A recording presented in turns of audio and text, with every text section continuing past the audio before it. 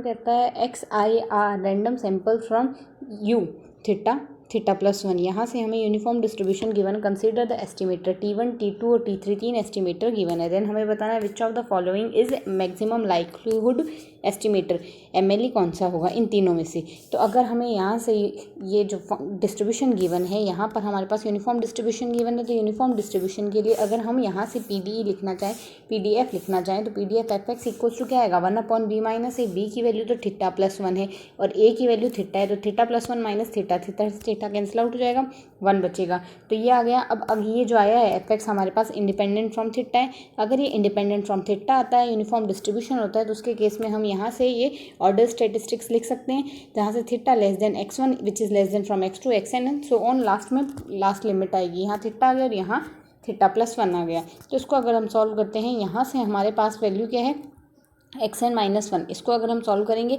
तो x1 और xn-1 इसमें हमारे पास यही रिलेशन आएगा। ये रिलेशन क्योंकि यहाँ से अगर हम देखें, ये हमारे पास xn है which is less than from theta plus 1 है। पक्षांतरण करेंगे तो xn-1 हो जाएगा ये, which is less than from theta, ये थीटा से कम आ गया और यहाँ से x1 जो है थीटा से ज़्यादा आएगा। कुछ इस तरीके से ऑर्डर्ड स्टैटिस्टिक्स राइट आउट की जा सकती है। तो अगर इसमें हम यहाँ से MLE थीटा देखें तो इस इंटरवल के अंदर आएगा, और अगर ये इस इंटरवल के अंदर आता है तो यहाँ से इन्हीं के लीनियर कॉम्बिनेशन से तो हम वैल्यू लिखते हैं। मतलब यहाँ से थीटा कैप की जो अगर वैल्यू लिखेंगे alpha into lower limit plus 1 minus alpha into upper limit आएगा, जहाँ अल्फा इंटरवल 0 से 1 के बीच में होगा।